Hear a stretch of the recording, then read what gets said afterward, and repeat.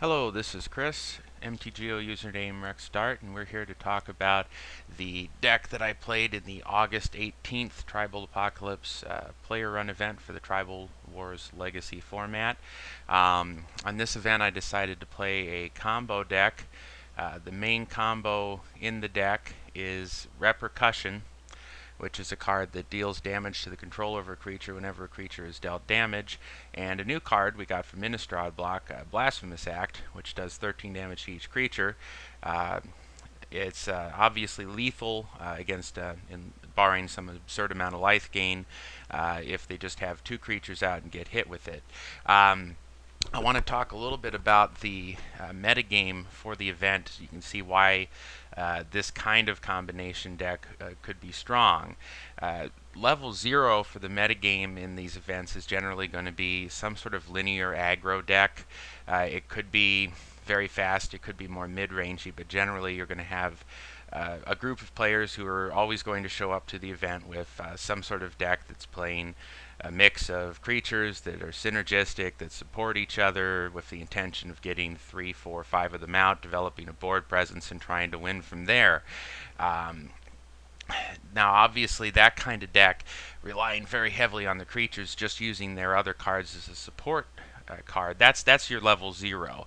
If you want to beat that deck, it's very easy to do so, and a lot of the players that come to this event every week basically build their deck to beat that deck. And those would be the sort of the level 1 decks of the metagame, which are something like the Assassin's deck, which can develop its board while tearing apart the opponent's board, basically never going to lose to a normal creature aggro deck. If you want to see an example of that, you can look at Mihilator's Assassin's deck, which he's done a deck tech for, which I believe is also available on YouTube. Another thing you can do is you can play a rather absurd number of board sweepers, and you'll find that a lot of the aggro decks simply don't play around them.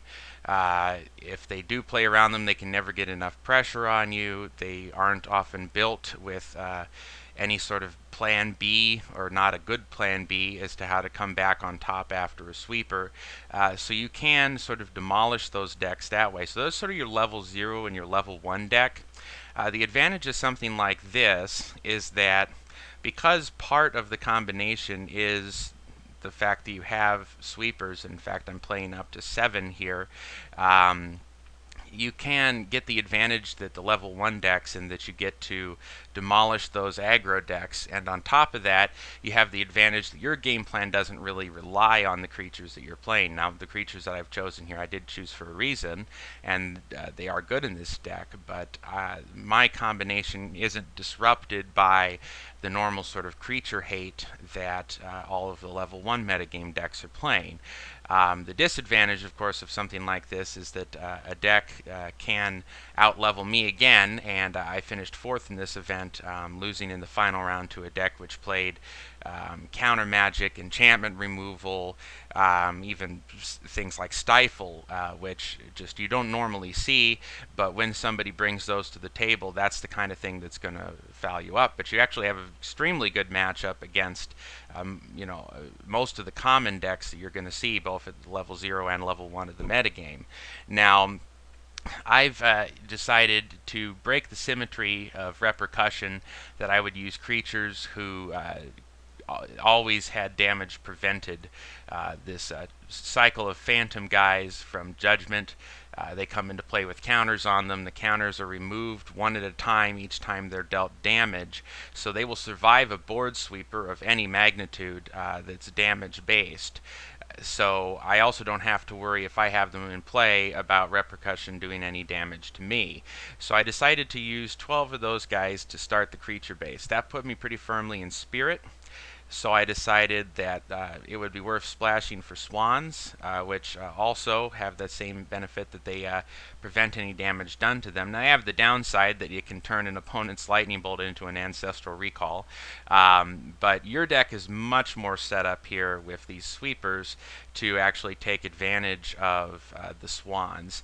And since I had added Swans, it was also worth adding another additional Swans combo, which is that you can target Swans with Chain of Plasma. That initially does 3 damage to the Swans, and because the Swans ability is a replacement effect, not a triggered ability, you'll draw the 3 cards immediately. You then get to the second half of the card, which lets you choose to discard a card and copy the spell. So you discard one of the 3 that you drew, you copy the spell targeting the Swans again. You can draw through your entire deck. At some point you draw a Conflagrate, you discard the Conflagrate, and you can flash it back for 2 red and discard as many cards as you need to kill your opponent, because you'll have the whole deck in your hand at that point. If you need extra mana in order to do the flashback the turn that you're trying to go off, you have Chrome Mox, which you can use to get the extra red mana by getting rid of one of the red cards that you will inevitably draw. Chrome Mox was also a very good addition here, just because I am using pieces here that do sometimes require a lot of mana in order to cast and go off, and so speeding up a turn was very valuable. Since I decided that with the Swans I'd have to splash either blue or white, I decided to splash blue so I could get Brainstorm for some extra card filtering. To round out the creature base, since I was in Spirits, I wanted to go with some kind of effect that I could use the creature slots to get something other than actually playing out the creature. There have been a number of mechanics like that over the years, such as Forecast or Evoke. Here I decided to go with the Channel mechanic, which is native to Spirits from Kamigawa block. I went with Arashi. He's a board sweeper for flyers. I originally had more of him, but he was not doing well in testing, so I cut back.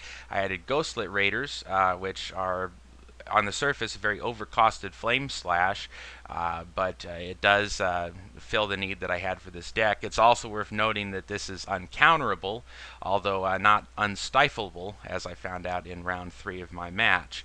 To complement the Blasphemous Acts here, I chose Fire Spout. Not only was I playing red and green to begin with, but red and green for Fire Spout is really at the perfect spot of the curve for sweepers. Pyroclasm sometimes does not do enough damage in order to take out the linear aggro decks quick enough, especially something like Elves, whereas more expensive sweepers might be too slow, whereas I found Fire Spout hits exactly the right spot on the curve. And if you're playing both red and green, I think it's probably superior to Slag Storm, although you could make a case for Slag Storm.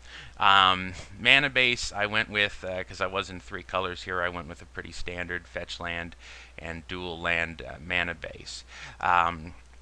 So that was the deck that I played, and I'm going to go back and I'm going to find a match that I can replay to kind of show you this deck in action. But it's one of the things that you want with your combo decks, as I said, is to have your cards be useful in situations where they're not just the combo. Obviously, that's one of the strengths here. All of these sweepers are going to be useful against a majority of the decks you're going to play against, even when you don't have the Repercussion out. And in fact, Repercussion, even without the sweepers, can still be useful, because nobody wants to tangle with your guys when you're not going to take anything from the Repercussion, but they will take damage from theirs. It can often allow one of these guys to hold them off. So that's one of the main principles that you want when you build a combo deck. It's also useful to build, I think, in this format, your combo deck to not be just vulnerable to creature removal.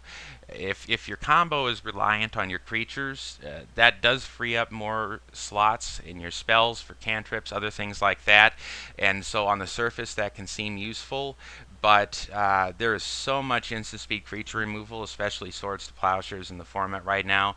For instance, if my only combo was Swans and Chain of Plasma, I wouldn't feel very comfortable about running that, because it's just too easily disruptible.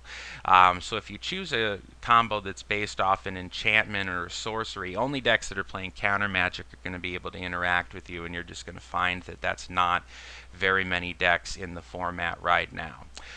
So anyways, that is the deck, the Spirits Repercussion Blasphemous Act combo deck, and I'll leave you now, and I'll go find a match to replay. Thank you.